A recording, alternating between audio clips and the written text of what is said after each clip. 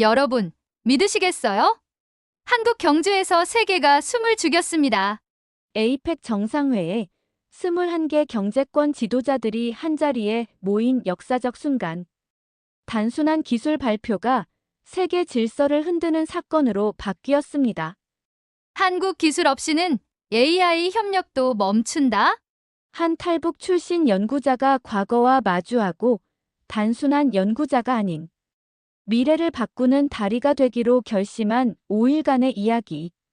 지금 여러분은 경주에서 벌어진 역사적 사건과 기술의 힘, 희망의 순간을 마주하게 됩니다. 마지막까지 눈을 뗄 수 없습니다. 전 세계가 주목하는 경주, 여러분은 지금 어디에서 이 영상을 보고 계신가요? 이야기를 시작하기 전에 좋아요와 구독을 눌러주시면 더 많은 영상을 제작하는데 큰 힘이 됩니다. 안녕하세요. 저는 요한 김이라고 합니다. 지금은 독일의 한 연구소에서 인공지능을 연구하고 있지만 제 진짜 고향은 한반도의 북쪽 끝, 함흥이라는 곳이에요. 이름만 들어도 아시겠죠? 바로 북한입니다. 오늘은 그리 멀지 않은 곳, 바로 한국의 남쪽 도시 경주에 와 있습니다. 유럽의 고대 도시처럼 유서 깊은 이곳에서 내일 열릴 세계기술 정상회담 에이펙 CEO 서밋에 참석하기 위해서죠. 저는 독일 대표단의 일원으로 최신 신경망 연구에 대한 발표를 맡게 되었습니다. 이제 몇 시간만 자면 큰 무대에 서야 하지만 이상하게도 잠이 오질 않네요. 호텔 방 안에는 제스민 차 냄새와 세제 냄새가 은은히 섞여 있었어요. 자정이 훌쩍 넘은 시간, 유일한 불빛은 제 노트북 화면뿐이었습니다. 그 파란 빛이 제 손을 희미하게 비추고 있었죠. 그런데 그 화면 속에 떠 있는 것은 내일의 발표 자료가 아니라 북한의 국영 방송이었습니다. VPN을 통해 접속한 그 화면에서는 제가 어릴 적 매일 듣던 바로 그 목소리가 흘러나오고 있었어요. 위대한 조선의 힘이 미제 침략자들을 단호히 무찔렀습니다. 아나운서의 목소리는 여전히 강철처럼 단단했고 그 말투는 한치의 흔들림도 없었습니다. 그때 화면이 바뀌었죠. 어두운 발사장에서 거대한 미사일이 불길을 뿜으며 하늘로 솟아오르고 있었습니다. 환호하는 군인들, 하늘을 찌르는 불빛, 그리고 들끓는 함성. 그 장면을 보는 순간 제 가슴이 철렁 내려앉았습니다. 아직도 저렇게 살고 있구나. 손이 떨려서 일시정지 버튼을 눌렀습니다. 화면이 멈추자 미사일은 공중에 걸린 듯 멈춰 있었어요. 어디로도 가지 못한 채 허공에 묶여 있는 모습이었습니다. 그리고 그 미사일을 바라보는 제 모습이 마치 그와 같았습니다. 어디에도 완전히 속하지 못한 사람. 창밖을 바라봤습니다. 호텔 맞은편에는 커다란 건물이 있었어요. 경주 하백 국제 컨벤션 센터. 내일이면 전 세계의 리더들이 그 안에서 미래를 이야기할 겁니다. 그 건물은 마치 빛으로 만든 성처럼 환하게 빛나고 있었어요. 그 순간 저는 그 안에서 한 장면을 목격했습니다. 멀리서도 단번에 알아볼 수 있었죠. 검은 가죽 재킷을 입은 남자, 엔비디아 CEO 젠슨 황. 그 옆에는 삼성전자 이재용 부회장이 서 있었습니다. 둘은 깊은 대화를 나누더니 곧 환하게 웃으며 손을 맞잡았습니다. 그들의 뒤로는 거대한 LED 스크린이 있었습니다. 거기에는 이렇게 쓰여 있었죠. AI 반도체 동맹 한국과 미국의 전략적 파트너십. 그 문구를 보는 순간 저는 온몸에 전기가 흐르는 듯한 충격을 받았습니다. 방금 전 화면 속 북한의 미사일과 지금 눈앞의 기술 동맹. 둘 다 힘을 상징하지만 그 의미는 완전히 달랐습니다. 하나는 파괴의 힘, 다른 하나는 창조의 힘. 이 두 가지가 같은 민족의 이름으로 존재한다는 사실이 저를 혼란스럽게 했습니다. 저는 그 두 한국 사이의 어딘가에 서 있었습니다. 어릴 적 스승님은 이렇게 말하곤 했죠. 남조선은 미국의 꼭두각시다. 영혼을 팔아버린 나라다. 저는 그 말을 믿었습니다. 전기가 끊겨 촛불을 켜고 공부하던 시절에도 국가과학원 학생으로 선발돼 세상에서 가장 큰 영광을 받았다고 믿던 그때도요. 그런데 지금 제 눈앞에서 보이는 한국은 전혀 달랐습니다. 세계가 배우고 싶어 하는 나라. AI, 반도체, 문화, 기술. 모든 것이 세계를 움직이는 축이 되어 있었습니다. 이 작은 반도 남쪽의 땅에서 이토록 강력한 빛이 쏟아져 나온다는 사실이 믿기지 않았어요. 창문에 비친 제 얼굴을 보며 속삭였습니다. 같은 민족이 어떻게 이렇게 다른 길을 걸을 수 있을까? 저는 두 세계 사이에서 흔들리고 있었습니다. 하나는 미사일과 공포, 그리고 침묵의 세계. 또 다른 하나는 기술과 협력, 그리고 미래의 세계. 두 세계는 너무 달랐지만 둘 다 제 안에 존재하고 있었어요. 잠시 눈을 감고 멀리 경주의 야경을 바라봤습니다. 어둠 속에서 고대 사찰들이 희미하게 빛나고 있었죠. 1000년 넘게 서 있는 석탑들, 그 돌들이 얼마나 많은 왕조의 흥망을 보았을까요? 이 석탑들은 어느 쪽의 한국을 기억하고 있을까? 아니, 혹시 둘 다 진짜일까? 노트북 화면을 다시 켜자 일정표가 떠 있었습니다. 오전 9시 개막식, 오전 10시 30분 젠슨 황기조연설, 오후 2시 기술 토론회. 내일이면 저도 그 무대에 서게 됩니다. 전 세계 연구자들 앞에서 독일을 대표해 발표할 예정이죠. 하지만 제 마음 한구석에는 여전히 함흥의 김정훈이라는 이름이 남아 있었습니다. 그 이름은 지워지지 않았습니다. 그건 제가 버린 과거가 아니라 저를 만든 근원 같았어요. 창문을 닫고 커튼을 내렸습니다. 방 안은 다시 어두워졌지만 커튼 사이로 스며드는 불빛은 여전히 꺼지지 않았습니다. 그 빛은 마치 이렇게 말하는 듯 했죠. 너는 이제 어디로 가겠니? 그 질문이 제 가슴 속에 남았습니다. 내일 저 유리문을 통과할 때 나는 어떤 나로 그 자리에 설까? 증오를 배운 함흥의 소년일까? 아니면 희망을 배운 민헨의 과학자일까? 밖에서는 경주의 가을바람이 부드럽게 불고 있었습니다. 1000년의 세월이 흐르는 도시, 그 속에서 저는 아직 잠들지 못하고 있었습니다. 오늘 밤, 저는 두 개의 한국 사이에서 조용히 숨을 고르고 있습니다.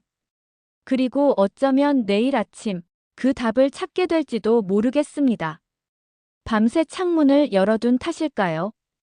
경주의 새벽 공기가 방 안으로 천천히 스며들었습니다. 저는 커피 잔을 쥔 채 창가에 서 있었습니다. 검은 유리 너머로 보이는 도시의 불빛이 점점 꺼지고 먼 동쪽 하늘에 붉은 빛이 조금씩 번지고 있었죠. 그 불빛은 마치 오래전 제 기억을 깨우는 신호 같았습니다. 요한 김이라는 이름으로 살아온 지 이제 3년이 되었지만 그 새벽은 이상하게도 저를 김정훈으로 되돌려놓고 있었습니다. 마치 제 과거가 창문 너머 어둠 속에서 다시 걸어 나오는 듯 했죠. 3년 전, 저는 베이징에 있는 독일 대사관 로비에 서 있었습니다. 손에 쥔 것은 오래된 USB 하나뿐이었어요. 그 안에는 제가 북한에서 몰래 복사해온 연구 논문들이 담겨 있었습니다. 지금 생각해보면 그 USB는 제 인생 전체보다 더 무거웠던 것 같아요. 그날, 제 손은 미세하게 떨리고 있었습니다. 그건 두려움 때문이었지만 어쩌면 그보다 더 깊은 이유. 내가 지금 무엇을 버리고 있는가에 대한 질문 때문이었는지도 모릅니다. 저는 1991년 함흥에서 태어났습니다. 그 해는 소련이 붕괴하고 북한이 외부 세계와 완전히 단절되기 시작한 시기였죠. 아버지는 화학비료 공장 기술자였고 어머니는 초등학교 선생님이셨습니다. 우리 집은 그야말로 평범했습니다. 하지만 평범함조차 사치였던 시절이 곧 찾아왔습니다. 어느 겨울밤, 저는 부엌 식탁에 앉아 있었습니다. 머리 위로 희미하게 깜빡이는 전구 하나. 하루 2시간 전기가 들어오는 게 전부였던 시절이었죠. 어머니는 당신 몫의 옥수수 죽을 제 그릇에 다시 떠주셨습니다. 그때는 몰랐습니다. 그 작은 숟가락이 어머니의 생명이었단 걸요. 몇 해가 지나서야 깨달았어요. 어머니는 늘 자신을 굶기고 저를 살렸다는 걸요. 저는 어려서부터 숫자에 밝았습니다. 신문 여백에 수식을 적으며 놀았고 학교에서는 언제나 수학 문제를 가장 먼저 풀었습니다. 14살 무렵 저는 함흥의 엘리트 기술학교에 선발되었고 16살이 되던 해 평양국가과학원으로부터 입학 통보를 받았습니다. 그건 마을의 자랑이었고 어머니는 눈물을 흘리며 저를 배웅하셨습니다. 그날 리 선생님이 저를 불렀습니다. 그는 저의 정치 교관이었고 모든 것을 진리처럼 가르치던 분이었죠. 정훈, 너는 위대한 조선의 두뇌가 될 것이다. 남조선은 타락한 땅이다. 그들은 기술은 있지만 영혼은 없다. 너는 혁명에 봉사해야 한다. 그것이 내 운명이다. 그 말은 제 가슴에 깊이 박혔습니다. 그리고 저는 진심으로 믿었습니다. 남한은 거짓된 나라, 북한은 순수한 조선이라 믿었던 거죠. 시간이 흘러 평양의 강의실에서 양자역학과 공산주의 철학을 배웠습니다. 하루 세 끼를 해결하기 어려워도 저는 나라를 위해 공부한다고 생각했죠. 그런데 마음속에 아주 작은 의문이 생겼습니다. 우리 체제가 그렇게 우월하다면 왜 매일 밤 전기가 끊길까? 왜 우리 실험실엔 낡은 장비뿐일까? 그 의문은 늘 사상교육으로 덮였습니다. 남조선은 미제의 식민지다. 물질의 유혹에 빠진 타락한 사회다. 그 말은 제 마음속 의심을 잠시 잠재웠습니다. 2019년 봄이었어요. 저는 베이징 학술 교류 프로그램에 선발되었습니다. 북한에서 선택받은 10명의 젊은 과학자 중 하나였죠. 그건 제게 엄청난 영예였고 동시에 감시의 시작이기도 했습니다. 우리는 숙소에서도 감시를 받았고 이메일과 전화는 모두 기록됐습니다. 그런데 그곳에서 인생을 바꾼 순간이 찾아왔습니다. 칭화대학의 한 세미나 휴게실에서였습니다. 누군가 자리를 비운 노트북이 켜져 있었어요. 화면에는 논문이 하나 떠 있었습니다. 자연어 처리를 위한 딥러닝 구조. 저는 주위를 둘러봤습니다. 아무도 없었습니다. 마우스를 움직여 페이지를 넘겼습니다. 한 문장, 한 문단이 제 눈을 사로잡았습니다. 서울대학교 AI 연구소의 협력에 감사드립니다. 그 한 줄이 제 모든 믿음을 무너뜨렸습니다. 제가 미제의 꼭두각시라고 배운 남한이 세계 최첨단 연구를 주도하고 있었던 겁니다. 그날 밤, 저는 베이징의 호텔방에서 잠을 이루지 못했습니다. 다음 날 아침, 저는 감시원에게 말했습니다. 두통약을 사러 가야 합니다. 그렇게 혼자 밖으로 나왔습니다. 걷는 걸음이 무겁고 심장이 귀에서 쿵쾅거렸습니다. 독일 대사관 앞에 섰을 때 제 손은 다시 떨리고 있었습니다. 이 문을 열면 돌아갈 수 없다. 그걸 알고 있었습니다. 그래도 들어갔습니다. 저는 북한 과학자입니다. 망명을 원합니다. 그 문장을 말하고 나니 세상이 조용해졌습니다. 6시간 동안 조사가 이어졌습니다. 당신은 스파이인가? 무엇을 알고 있는가? 왜 탈출했는가? 저는 USB를 내밀었습니다. 이게 제가 가진 전부입니다. 그건 지식이자 증거이자 제가 살아온 세상의 잔재였습니다. 2주 후, 저는 루프트한자 항공편에 올랐습니다. 14시 좌석 창가에 앉은 채 북쪽 하늘을 바라봤습니다. 김정우는 그 자리에서 사라졌습니다. 그의 자리에 요한 김, 독일의 새로운 연구원이 태어났습니다. 독일은 낯설었지만 따뜻했습니다. 연구소에서는 오직 실력만 중요했습니다. 누구도 제 과거를 묻지 않았고 저는 밤새 코드를 짜며 새 삶을 쌓았습니다. 독일어를 배우며 억양이 자연스러워질 때까지 연습했습니다. 그렇게 3년이 흘렀습니다. 이제 나는 완전히 새 사람이 되었다. 그렇게 믿었습니다. 하지만 마음 어딘가엔 늘 한국이라는 그림자가 남아 있었습니다. 남한 뉴스도 북한 뉴스도 피했습니다. 한반도라는 단어가 나올 때면 TV를 꺼버렸습니다. 그건 과거를 지우려는 몸부림이었어요. 그러던 어느 날 연구소의 하일리히 베버 박사님이 제게 말씀하셨습니다. 요한, 다음 달 APC CEO 정상회담이 경주에서 열릴 거야. 자네가 대표로 가주게. 그 순간 제 심장은 멈춘 듯 했습니다. 경주요?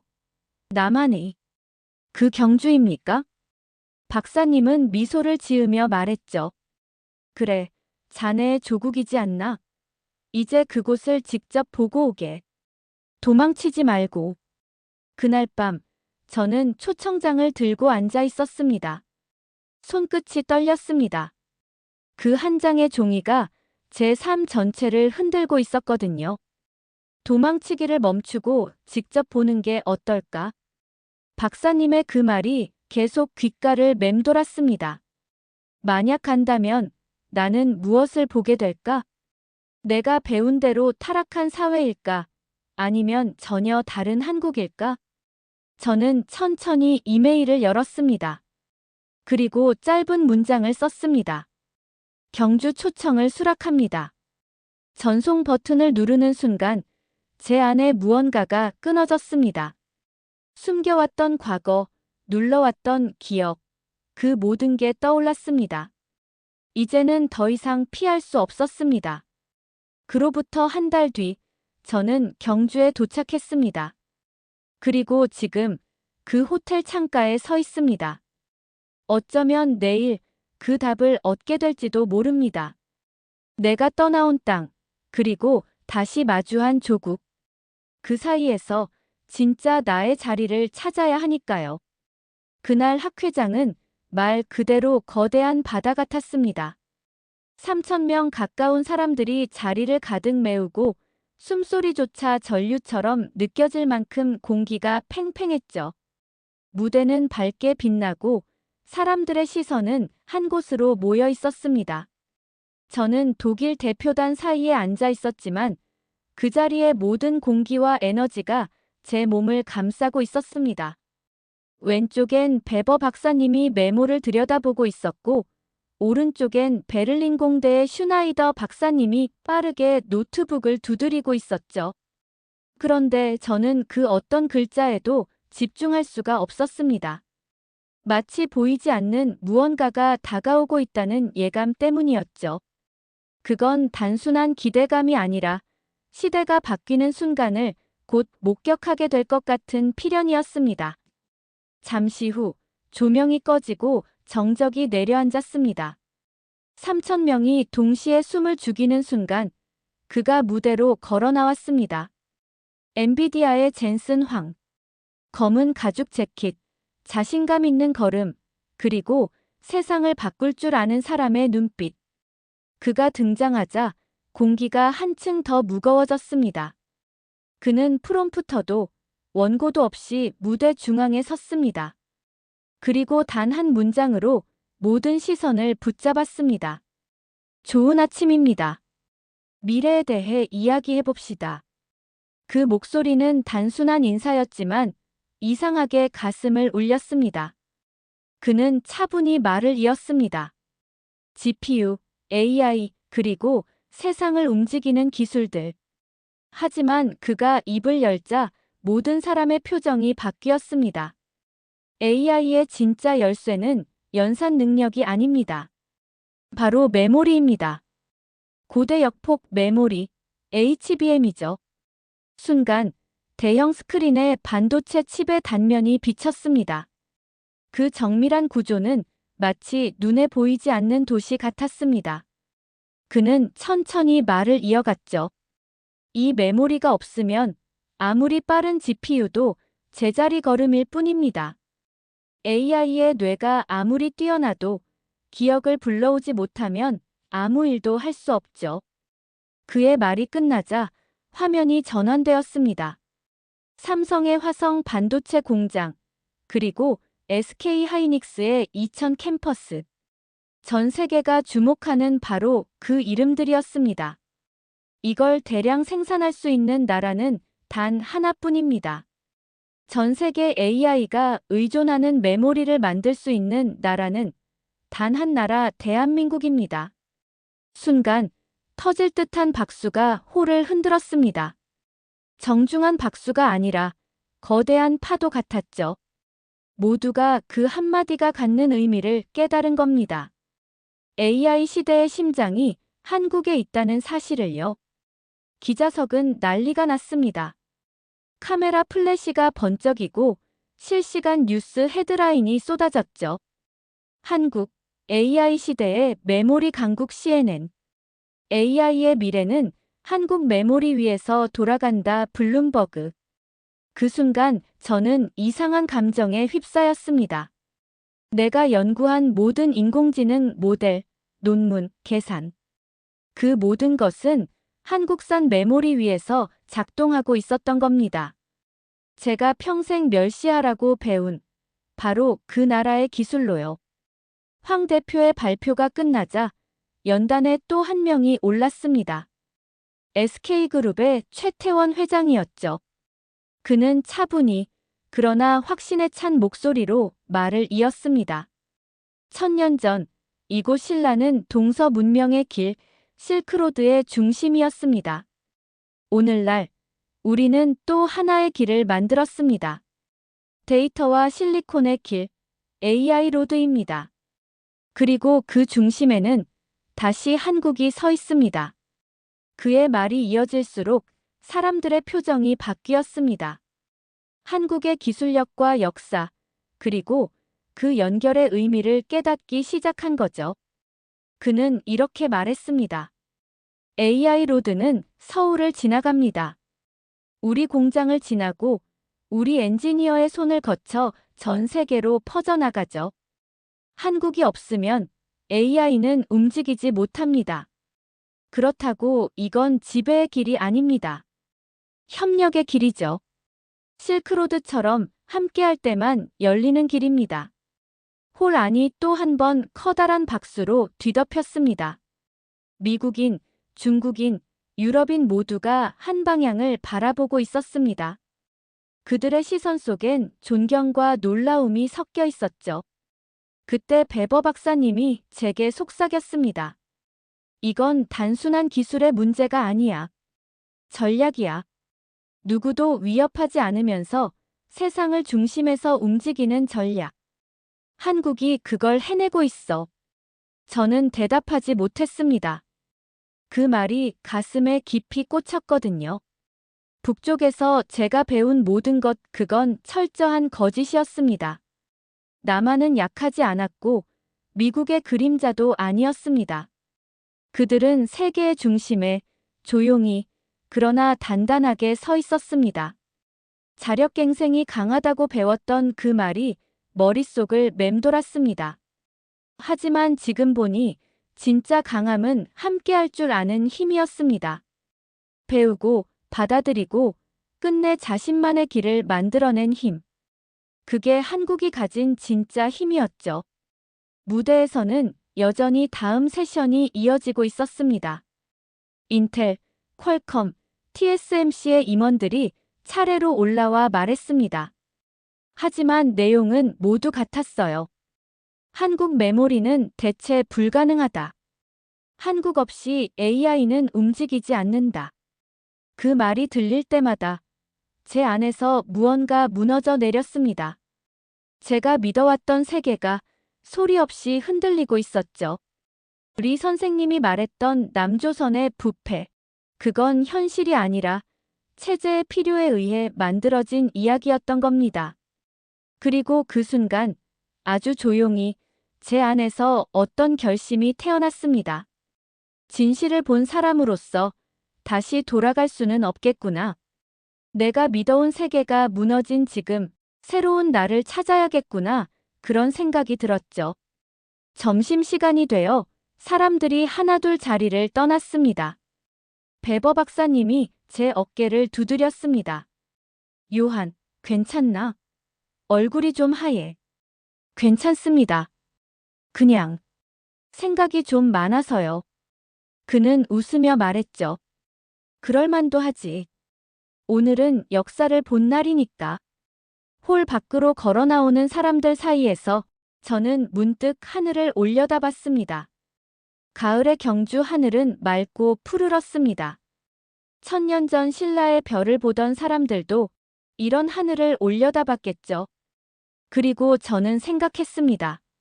만약 세상이 이미 어느 한국이 중요한지를 선택했다면 내가 온 그 한국은 무슨 의미일까? 그 물음이 머릿속을 떠나지 않았습니다. 그리고 그 질문의 끝이 제가 가야 할 다음 길의 시작이 될 거라는 걸 어렴풋이 느꼈습니다. 경주의 오후 햇살은 유난히 따뜻했습니다. 힐튼 경주의 귀빈 라운지 창문 너머로 부드럽게 쏟아지는 빛이 마치 오래된 한 폭의 수묵화처럼 방 안을 채우고 있었죠. 그날 저는 독일 대표단 3명과 함께 앉아 있었습니다. 식어버린 커피잔을 손에 쥔 채 아무 말 없이 뉴스 화면만 바라보고 있었어요. 다들 머릿속이 복잡했습니다. 불과 몇 시간 전 한국 반도체 기술의 압도적인 발표가 있었으니까요. 세계의 중심이 바뀌고 있다. 그 사실을 누구도 부정할 수 없었죠. 그때였습니다. 라운지의 TV에서 급하게 속보 자막이 떴습니다. 트럼프 대통령, 경주 도착. 순간 모두의 시선이 화면에 꽂혔습니다. BBC 앵커의 목소리에는 묘한 흥분이 섞여 있었죠. 지금 불국사에서 즉석 기자회견을 열고 있습니다. 불국사라고? 옆에 있던 베버 박사가 중얼거렸습니다. 그는 곧바로 리모컨을 집어들고 볼륨을 높였죠. 화면 속에는 고요한 불국사의 전경이 잡혔습니다. 1000년을 버텨온 다보탑과 석가탑이 저 멀리에서 위엄있게 서 있었습니다. 그 앞에선 기자들이 몰려들어 서로를 밀치고 있었죠. 마이크들이 무기처럼 휘둘러지고 카메라 플래시가 번쩍였습니다. 그리고 그 중심에 금세 알아볼 수 있는 한 인물이 서 있었습니다. 도널드 트럼프. 넥타이도 없이 특유의 느긋한 표정으로 기자들을 바라보고 있었죠. 그의 머리카락이 오후 햇살에 반짝이며 금빛으로 빛났습니다. 여기 와야겠어. 베버 박사가 자리에서 일어나며 말했습니다. 이건 그냥 뉴스가 아니야. 역사가 바뀌고 있어. 우린 급히 택시에 올랐습니다. 불국사로 향하는 길, 창밖에는 전통 한옥과 현대식 빌딩이 묘하게 공존하고 있었습니다. 한국이란 나라가 이런 곳이구나 마음속으로 그렇게 중얼거렸죠. 도착하자마자 기자들로 가득한 사찰 경내가 눈앞에 펼쳐졌습니다. 트럼프는 마이크 앞에서 이미 연설을 시작하고 있었죠. 그의 말은 거칠지만 묘하게 설득력 있었습니다. 여러분, 21세기는 무기보다 기술의 시대입니다. 미국은 한국과 손잡아야 합니다. 왜냐? 미래는 여기에 있으니까요. 반도체, AI, 그리고 혁신 모두 한국이 가지고 있어요. 순간 기자들의 카메라가 일제히 번쩍였습니다. 그의 말 한마디, 한마디가 세계 뉴스의 헤드라인이 되는 순간이었죠. 트럼프는 잠시 멈추더니 관객을 훑었습니다. 우리는 오랫동안 군사력으로 세계를 지켜왔다고 믿어왔죠.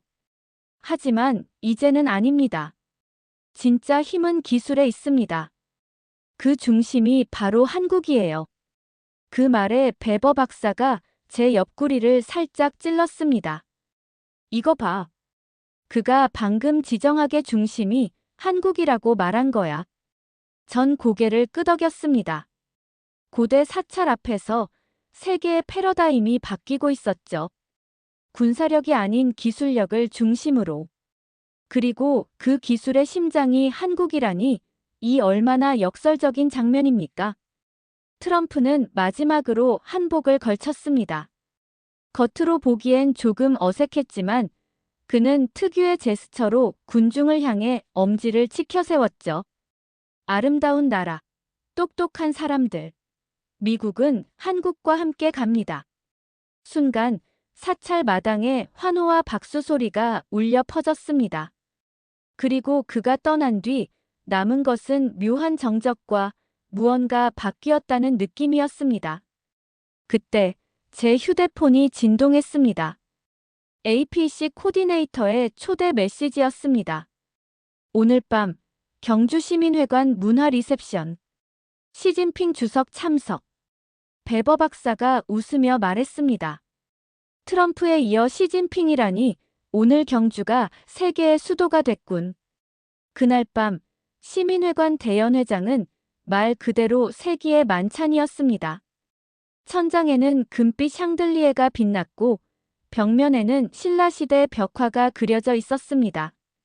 한국의 역사와 현재가 한 공간 안에서 숨 쉬는 듯 했죠. 상석에는 시진핑 주석이, 그의 양옆엔 한국 재계의 핵심 인물들이 앉아 있었습니다. 그의 말은 차분하고 매끄러웠지만 그 속에는 강한 의도가 느껴졌습니다. 중국과 한국은 오랜 친구입니다. AI 시대, 우리는 함께 나아가야 합니다. 한국은 기술을, 중국은 시장을 가지고 있죠. 함께라면 세계를 이끌 수 있습니다. 잔잔한 박수가 이어졌습니다. 그러나 저는 곧 SK그룹 최태원 회장이 일어서는 걸 봤습니다. 그의 한마디 한마디는 부드럽지만 그 안에는 단단한 자존심이 담겨 있었습니다. 한국은 누구의 편에도 서지 않습니다. 우리는 모두와 협력하며 성장해왔습니다.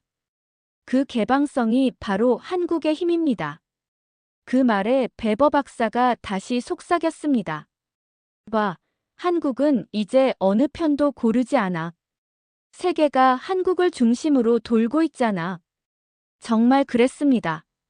트럼프는 낮에 한국을 향해 외쳤고 시진핑은 밤에 한국의 손을 내밀었죠. 그리고 모두가 한국의 선택을 기다리고 있었습니다. 밤이 깊어지고 저는 경주의 안압지로 향했습니다. 호수 위에 등불이 떠 있었고 바람에 따라 반짝이며 흔들렸습니다. 그 빛이 물 위에 비칠 때마다 마치 한국의 과거와 현재가 대화를 나누는 듯 했죠. 그때 멀리서 목소리가 들렸습니다. 엔비디아의 젠슨 황이 기자들과 이야기를 나누고 있었어요. AI의 심장은 어디서 뛰느냐고요? 바로 여기, 한국입니다. 그의 말에 기자들이 일제히 고개를 들었습니다. 실리콘밸리는 뇌를 제공합니다. 그러나 한국은 심장을 제공합니다. 심장 없이는 살 수 없습니다. 그 순간 제 머릿속에 오래전 스승님의 목소리가 떠올랐습니다. 남쪽은 영혼을 팔았다. 하지만 지금 제 눈앞의 남쪽은 영혼을 팔지 않았습니다. 오히려 영혼으로 세계를 움직이고 있었죠. 천년된 도시의 호수 위에 비친 불빛들, 그 속에 비친 한국의 미래는 더 이상 작은 나라의 그림자가 아니었습니다. 이제 세계가 그 주위를 돌고 있었죠. 트럼프도 시진핑도 젠슨 황도. 그리고 저는 묻지 않을 수 없었습니다. 이 세계 속에서 나는 어디에 서 있는가?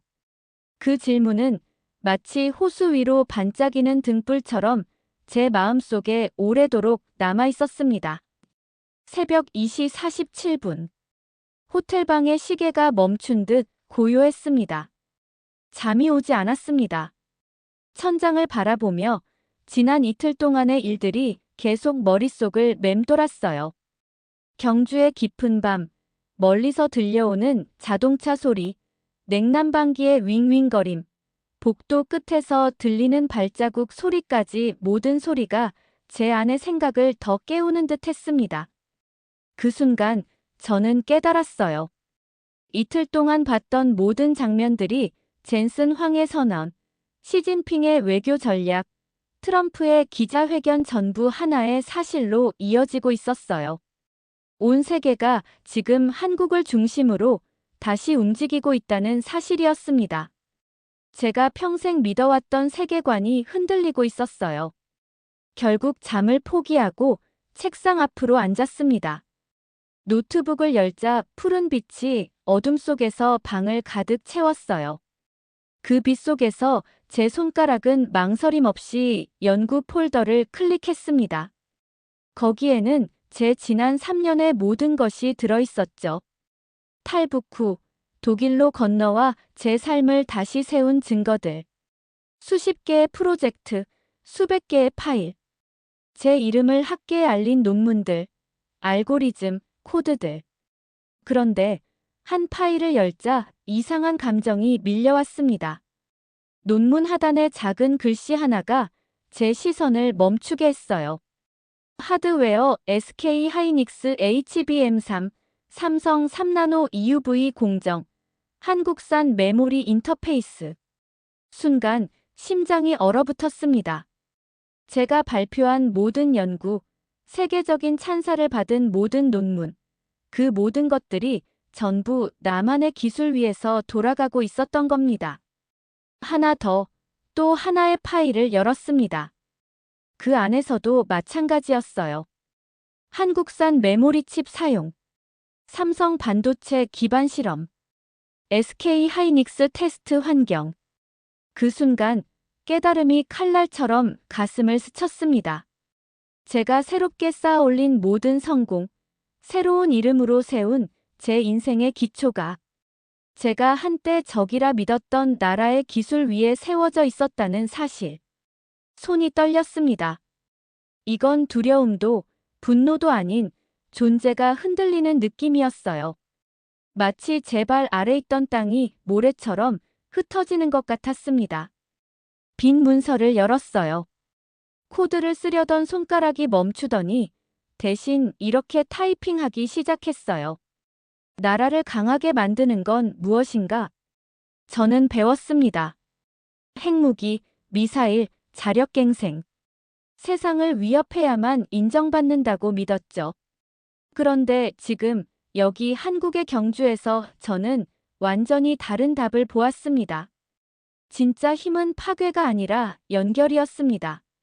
남한은 미사일 대신 반도체로, 무력 대신 기술로 세계의 중심에 섰습니다. 북한은 핵을 가졌지만 아무도 그 존재를 필요로 하지 않습니다. 하지만 남한은 세계가 없으면 안 되는 나라가 되었어요. 그때 오래된 기억 하나가 떠올랐습니다. 2019년 8월 함흥역. 당시 17살이던 제 여동생 미선이가 역으로 나왔어요. 그해 여름은 유난히 식량이 부족했죠. 마른 얼굴, 커다란 교복, 그리고 마지막으로 건넨 한마디. 오빠, 돌아올 때 외부 책 하나만 가져다 줘. 뭐든 상관없어. 그냥 진짜 세상 이야기가 듣고 싶어. 그 말이, 그 눈빛이 아직도 잊히질 않습니다. 그땐 무서웠어요. 외부 세계에 대한 책을 말하는 것만으로도 처벌받을 수 있었으니까요. 그래서 아무 말도 못했습니다. 그저 손만 꽉 잡았죠. 그게 마지막이었어요. 이제 그 아이는 20살이 되었겠죠. 아직도 배고프고 아직도 닫힌 세상 속에 살고 있겠죠. 그런데 저는 지금 이곳에서 그 아이가 꿈꾸던 세상 한가운데 서 있습니다. 답답해서 방을 나왔어요. 새벽 공기가 차갑게 뺨을 스쳤습니다. 경주의 거리는 고요했고 가끔 택시와 트럭이 지나가는 소리만 들렸습니다.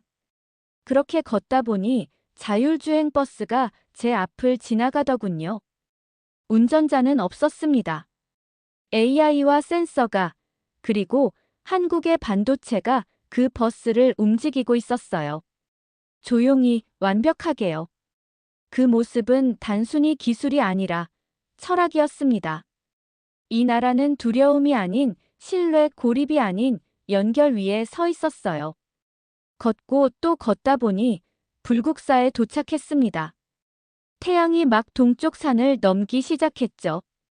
고대의 석탑이 황금빛으로 물들어가고 있었습니다. 그런데 그 옆에 아주 현대적인 디지털 패널이 하나 서 있었습니다. 대한민국 AI 인프라 실시간 데이터. 그 문구 아래엔 수천 개의 서버, 수십 개의 데이터 센터가 동시에 돌아가는 숫자들이 흘러가고 있었어요. 돌과 기계, 전통과 기술이 한 장면 안에서 공존하고 있었습니다. 어느 것도 어색하지 않았어요. 오히려 서로를 완성해주고 있었죠. 그때 깨달았습니다. 북한은 순수한 한국을 지키겠다고 했지만 그건 살아있는 정신이 아니라 박제된 과거였어요. 남한은 변했지만 그 변화 속에 한국의 본질을 잃지 않았습니다. 유교의 근면함, 불교의 정밀함, 조선의 학문정신 그것들이 지금 이 나라의 칩과 코드 안에서 숨 쉬고 있었어요.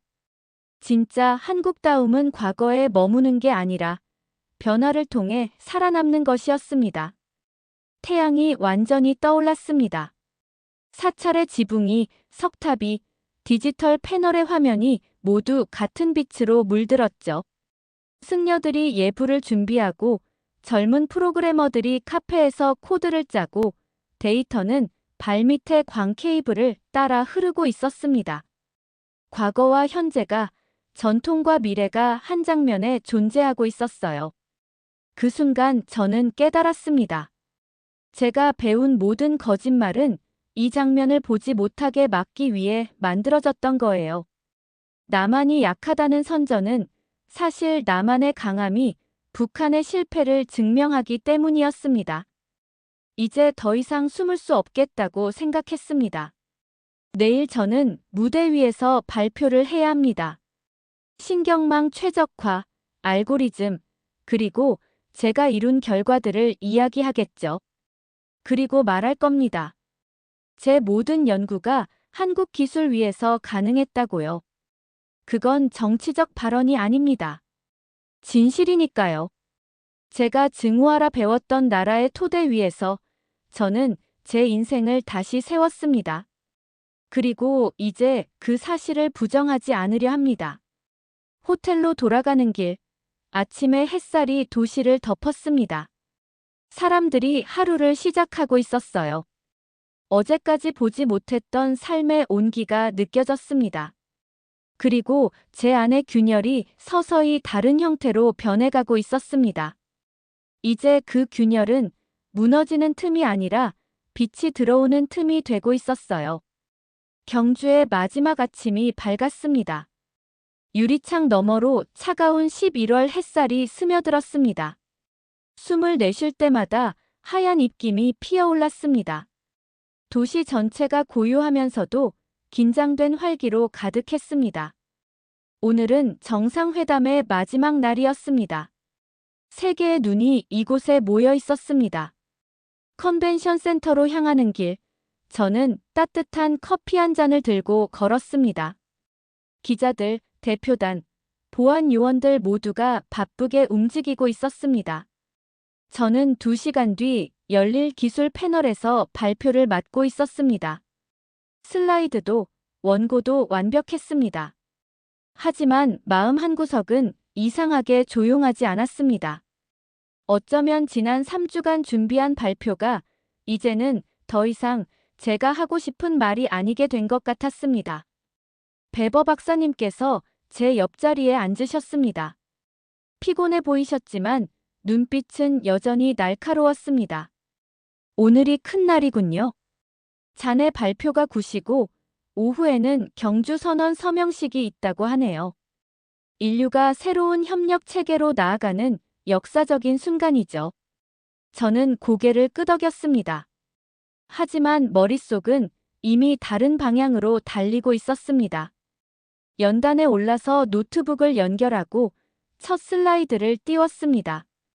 저지연 추론을 위한 분산 신경망 최적화. 마지막 순간, 저는 제목에 하드웨어 의존성이라는 단어를 추가했습니다. 이유는 단순했습니다. 이제는 감추고 싶지 않았기 때문입니다. 처음 10분 동안은 계획대로 발표했습니다. 하지만 방법론 부분에 이르자 원고에서 눈을 떼었습니다. 이 모든 성능 향상을 가능하게 한 것은 한국의 반도체 기술입니다. 그 순간 강연장은 숨소리조차 조용해졌습니다. SK 하이닉스, 삼성의 칩, 그리고 그 위에 쌓인 혁신이 지금 우리가 논의하는 인공지능의 근간을 이루고 있습니다. 무력으로가 아니라 수십 년간의 땀과 연구로 이루어진 결과입니다. 베버 박사님의 얼굴에 놀람이 스쳤습니다. 하지만 저는 멈추지 않았습니다. 우리는 소프트웨어를 연구하면서 하드웨어를 너무 쉽게 잊습니다. 그러나 제가 이번 주 경주에서 배운 것은 기술의 토대는 결코 중립적이지 않다는 사실입니다. 그리고 그 토대 위에 지금 한국이 서 있습니다. 그 순간 청중의 표정이 바뀌었습니다. 누군가는 놀랐고 누군가는 고개를 끄덕였습니다. 그날 저는 비로소 연구자가 아니라 증인으로 서 있었습니다. 오후 폐막식이 열렸습니다. 3,000명이 넘는 인파 속에서 고대 악기 가야금과 검은고의 선율이 울려 퍼졌습니다. 그 소리는 이상했습니다. 1000년 전의 소리가 마치 오늘을 위해 만들어진 것처럼 들렸습니다. 잠시 동안 모든 이가 숨을 죽였습니다. 이어서 각국 대표들이 연단에 섰습니다. 그들은 한 목소리로 말씀하셨습니다. 이제 인류는 혼자가 아닙니다. 기술은 경쟁이 아니라 협력의 시대를 맞이해야 합니다. 그리고 경주 선언. 21개 경제권이 AI 협력 체계에 공식적으로 서명했습니다. 카메라 플래시가 번쩍였고 역사적인 순간이 그려졌습니다. 그 서명은 단순한 외교 행위가 아니었습니다. 세계가 하나의 현실을 인정하는 선언이었습니다. 미래의 중심엔 한국이 있습니다. 기립박수가 터져나왔지만 저는 손뼉을 치지 못했습니다. 마음은 이미 결심을 향해 있었습니다. 과거를 잊고 도망치던 제가 이제는 그 과거를 품고 새로운 길을 만들고 싶었습니다. 환송 리셉션에서 저는 한 분을 보았습니다. 이재용 회장님, 세계 기술 산업의 상징 같은 인물이셨습니다. 그에게 다가가는 일은 무모한 일이었지만 마음속에서 한 목소리가 들렸습니다. 지금 아니면 평생 후회할 거예요. 회장님, 신뢰합니다. 저는 독일 프라운호퍼 연구소의 요한 김 박사입니다. 그가 고개를 들었습니다. 김 박사님, 신경망 최적화 논문들 기억합니다. 그 한마디에 온몸이 굳었습니다. 사실, 저는 북한 출신입니다. 그의 눈빛이 미세하게 흔들렸습니다. 경호원들이 다가오려 했지만 그는 손짓으로 멈추셨습니다. 저는 한 줄기 숨처럼 말씀을 시작했습니다. 3년 동안 제 정체성을 지우려 했습니다. 하지만 이제 알았습니다. 잊는 것은 답이 아니었습니다. 기억해야 합니다. 그리고 그 기억으로 더 나은 세상을 만들고 싶습니다. 남과 북이 언젠가 협력할 수 있도록 사람을 위한 기술을 만들고 싶습니다. 그는 한동안 아무 말이 없었습니다. 그리고 조용히 말씀하셨습니다. 그날이 올 수도 있고 오지 않을 수도 있겠죠. 하지만 준비하는 사람만이 다리가 됩니다. 그의 손이 제 손을 꽉 잡았습니다. 계속 일하세요, 김 박사님. 경계를 넘어서는 과학자가 되세요. 그 말이 제 가슴에 깊이 남았습니다. 그날 밤 호텔방에 돌아와 노트북을 열었습니다. 저는 새 연구 제안을 적기 시작했습니다. 제한된 인프라에서도 작동하는 인도주의적 AI 시스템. 전력과 통신이 부족한 곳에서도 사람을 돕는 기술. 북쪽의 미선이 같은 아이들이 그 혜택을 받을 수 있는 기술이었습니다. 이메일을 보내고 깊은 숨을 내쉬었습니다. 그것은 단순한 제안이 아니라 제 자신에게 한 약속이었습니다. 이제 도망치지 않겠습니다. 잠시 후 베버 박사님에게서 답장이 왔습니다. 요한, 훌륭한 제안이군요. 뮌헨에 돌아가면 바로 논의합시다. 자네가 길을 찾은 것 같아 자랑스럽습니다. 그 문장을 읽는 순간 저는 눈을 감았습니다. 이제 제 길이 보였습니다. 가방을 싸며 창밖을 바라보았습니다. 불국사의 조명이 어둠 속에서 은은히 빛났습니다. 1000년 동안 이 도시가 버텨온 이유를 알 것 같았습니다. 이곳은 끊임없이 자신을 재창조해온 곳이었습니다. 마치 저처럼. 저는 이제 더 이상 도망자가 아닙니다. 북쪽의 김정은도 독일의 요한 김도 아닌 두 세계의 언어를 모두 이해하는 다리가 되기로 한 사람입니다. 언젠가 미선이가 같은 하늘을 바라보며 미소 짓는 날이 오기를 바랍니다. 그날이 오지 않더라도 괜찮습니다. 저는 이미 시작했으니까요. 진짜 힘은 세상을 찢는 데서 오지 않습니다. 세상을 밝히는 데서 옵니다. 경주에서 저는 그 빛을 보았습니다. 그리고 이제 그 빛을 따라 나아갈 것입니다. 이 이야기는 끝이지만 동시에 시작입니다. 어쩌면 우리 모두에게 주어진 사명은 같습니다. 증오 대신 이해를, 경쟁 대신 협력을 선택하는 것. 그리고 언젠가 누군가의 어둠을 비추는 한 줄기 빛이 되는 것. 그 빛을 향한 그의 걸음은 이제 막 시작되고 있습니다. 오늘 우리는 APC 2025 경주에서 세계가 한국을 중심으로 움직이는 순간을 함께 목격했습니다. 기술과 협력, 그리고 혁신이 만들어낸 힘이 바로 여기 한국에 있습니다. 요한 김 박사처럼 우리도 두려움 대신 연결을 선택하고 더 나은 세상을 만들어갈 수 있습니다. 이 영상이 마음에 와닿았다면 좋아요와 구독 버튼을 눌러주세요. 앞으로도 한국과 세계의 중심에서 펼쳐지는 이야기를 함께 나누겠습니다. 감사합니다.